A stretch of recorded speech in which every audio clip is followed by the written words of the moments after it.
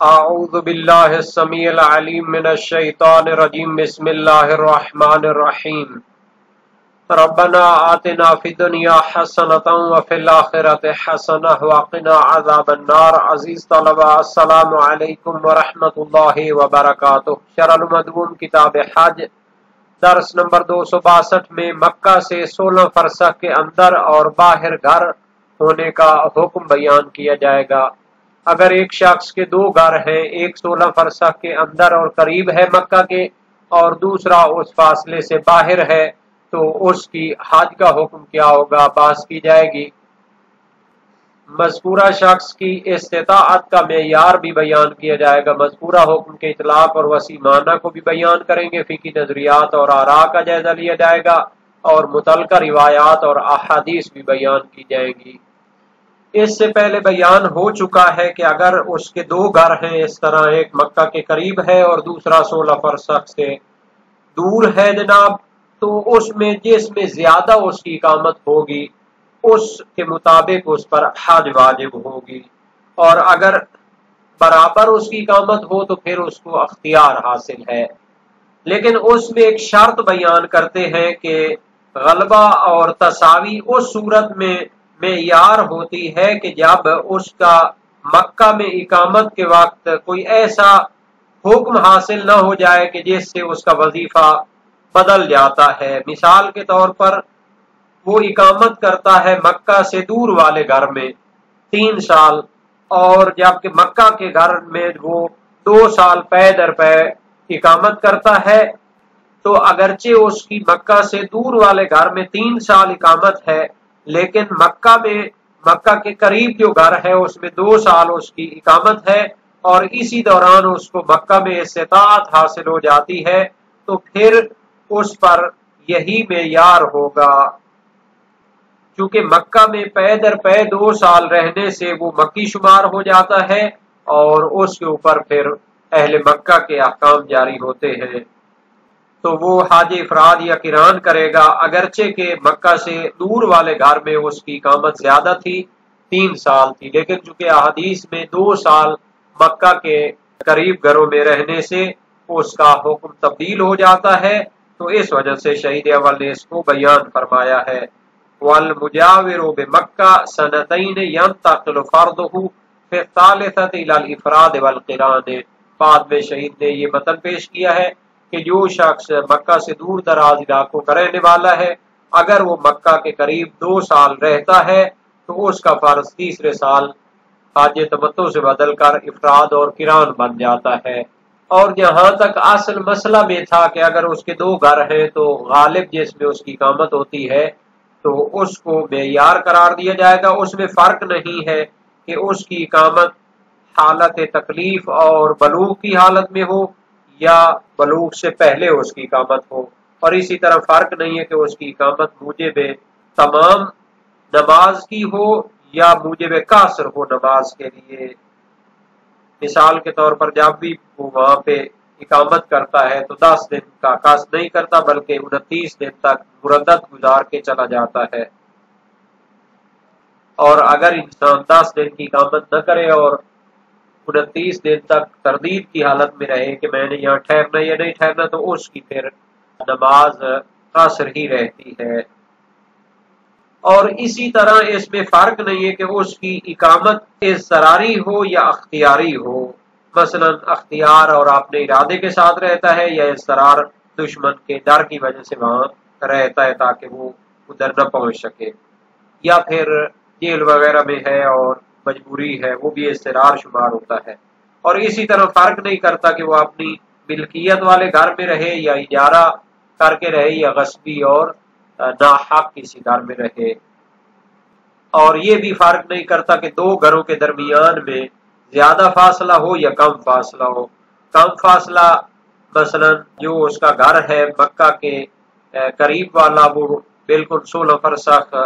کے بارڈر پہ ہے، اور دوسرا جو گھر ہے وہ دور والا وہ بھی 16 فرسخ سے باہر قریب علاقے میں ہے، تو پھر اگر وہ قریب ہے تو ظاہر ہے کہ ایک گھر سے دوسری جگہ آنے سے مسافت نہیں بنتی، تو وہ قاصر نہیں ہوگی نماز، یا ہو سکتا ہے کہ دونوں گھروں کے درمیان فاصلہ زیادہ ہو اور نماز قصر ہوتی ہو، 4 فرسخ ہو جائے تو پھر وہ نماز قصر ہو جاتی ہے۔ تو ان تمام صورتوں میں فرق نہیں ہوتا، چونکہ یہ کیا ہے، اطلاق نص ان سب صورتوں کو شامل ہوتی ہے۔ عبارت کو دیکھتے ہیں، فرمایا هذا اذا لم يحصل من اقامته بمکہ ما یوجب انتقال حکمه كما لو اقام بمنزله الآفاقی 3 سنین وبمکہ 2 سنتین متوالیتین، یعنی اگر اس کے 2 گھر ہیں، ایک مکہ کے قریب ہے، دوسرا دور ہے 16 فرسخ سے باہر کے علاقے میں ہے، تو فرمایا تھا کہ اس میں زیادہ اس کی اقامت ہے، غالب اس کی اقامت ہے، اس کے مطابق اس پر حج واجب ہوگی۔ اب فرماتے ہیں اس کی شرط یہ ہے کہ اس کی مکہ میں اقامت سے کوئی ایسا حکم حاصل نہ ہو جائے کہ جو اس کے سابقہ حکم کو منتقل کرنے کا سبب بنتا ہے۔ اس کی مثال کیا ہے، جیسے وہ شخص کے جو اپنی مکہ سے دور والا گھر ہے، بمنزل الآفاقی یعنی دور والے گھر میں 3 سنین 3 سال رہتا ہے، وہ مکہ سنتین متوالیتین، جبکہ جو گھر اس کا مکہ کے قریب ہے اس میں مسلسل 2 سال رہتا ہے۔ تو آفاقی یعنی دور والا جو شخص ہوتا ہے، اگر مکہ کے قریب والے گھر میں 2 سال مسلسل رہے تو اس کا حکم تمتع سے بدل کر افراد یا قران بن جاتا ہے۔ اگر ایسی صورتحال نہ ہو بلکہ تھوڑا تھوڑا دونوں میں رہتا رہا ہو تو پھر دیکھا جائے گا کہ جس میں اس کی زیادہ اقامت بنتی ہے اس کے مطابق اس پر حج واجب ہوگی۔ وحصلت الاستطاعت فیہا، اگر ایک انسان مکہ کے قریب والے گھر میں مسلسل 2 سال رہا اور اسی میں اس کو حج کی استطاعت حاصل ہو گئی، فإنہ حینئذ یلزمہ حکم مکہ، تو اس وقت اس پر مکہ کے رہنے والوں کا حکم لازم ہوگا، یعنی وہ حج قران یا افراد کرے گا۔ وَإِنْ كَانَتْ إِقَامَتُهُ فِي الْآفَاقِ أَكْثَرَ لِمَا سَيَأْتِي، اگرچہ کہ اس کی اقامت اور ٹھہرنا مکہ سے 16 فرسخ سے دور والے گھر میں زیادہ تھا، لما سیاتی یعنی بعد میں بیان کیا جائے گا کہ مکہ کے قریب 2 سال مسلسل رہنے سے اس کا حکم بدل ہی جاتا ہے، پھر بے شک باہر والے گھر میں وہ زیادہ رہتا ہو لیکن ادھر 2 سال مسلسل رہے تو اس کا حکم حج قران و افراد بن جاتا ہے۔ ولا فرق فی الاقامت بین ما وقع منها حال التکلیف وغیرہ، اور اگر 2 گھر ہیں اور دونوں میں وہ مختلف اوقات میں اقامت کرتا ہے تو اس میں کہا گیا کہ جس میں زیادہ اقامت ہے اس کے حکم پر عمل کرے گا۔ اب فرماتے ہیں اس میں فرق نہیں ہے کہ جو وہ اقامت کرتا ہے چاہے وہ حال تکلیف میں ہو، یہ حال تکلیف عربی اور اصطلاح فقہی میں ہے، یعنی وہ عاقل بالغ ہو کر اس نے وہاں پہ وقت گزارا ہو، وغیرہ ہی یا کیا مرفوع القلم ہو کر یعنی جنون کی حالت میں یا نابالغی کی حالت میں اس نے ڈھیر سارا وقت وہاں گزارا ہو۔ وَلَا بَيْنَ مَا أَتَمَّ الصَّلَاةَ فِيهَا وَغَيْرِهِ، اور اس اقامت میں فرق نہیں ہے کہ وہ موجب کمال و تمام نماز ہو، یعنی کہ پوری نماز پڑھنے کا سبب ہو، یعنی جب بھی وہ وہاں رہتا تھا تو 10 دن کی وہ نیت کرتا تھا اقامت کی، وغیرہ ہی یا وہ 10 دن کی اقامت کا قصد نہیں کرتا تھا، تب بھی اقامت دونوں کی ضرب تقسیم کی جائے گی، جس میں زیادہ رہا ہے اس کا حکم لاگو ہوگا۔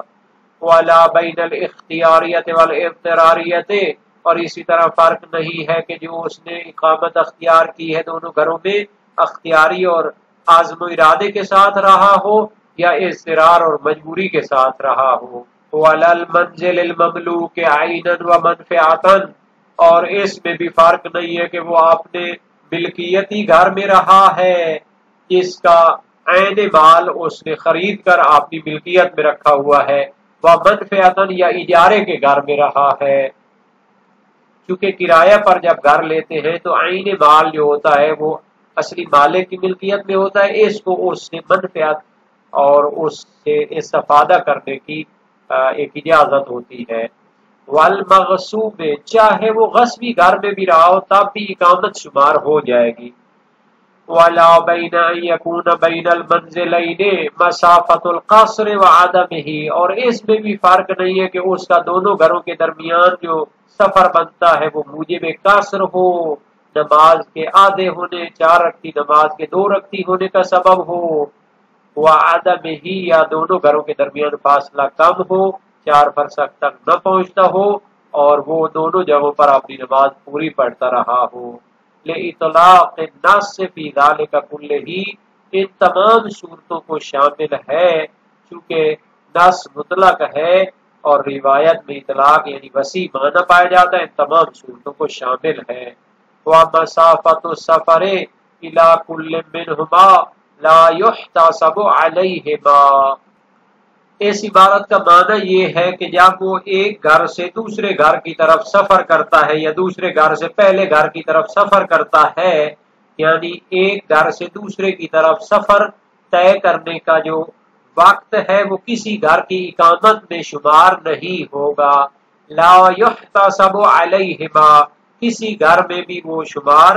نہیں ہوگا، بلکہ وہ سفر کا زمانہ شمار ہوگا، ایک تیسرا جو ہے اس کو وقت شمار کیا جائے گا، اس کو پہلے اور دوسرے گھر کے ساتھ کوئی تعلق نہیں ہے۔ اگر فرض کریں پہلے گھر میں وہ 5 مہینے رہتا ہے، دوسرے گھر میں 4 مہینے رہتا ہے، اور ایک گھر سے دوسرے گھر کی طرف جانے کے لیے وہ ایک لمبے ٹور پر چلا جاتا ہے اور اس ٹور سے واپسی 2 مہینے تک اس کو مثال کے طور پر کھینچتا ہے، تو یہ جو سفر کا دورانیہ ہے وہ نہ پہلے گھر میں شمار ہوگا نہ دوسرے گھر میں شمار ہوگا۔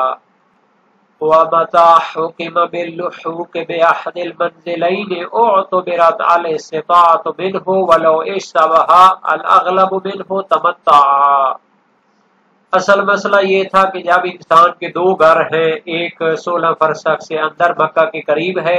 اور دوسرا مکہ سے 16 فرسخ سے باہر والے علاقوں میں ہے،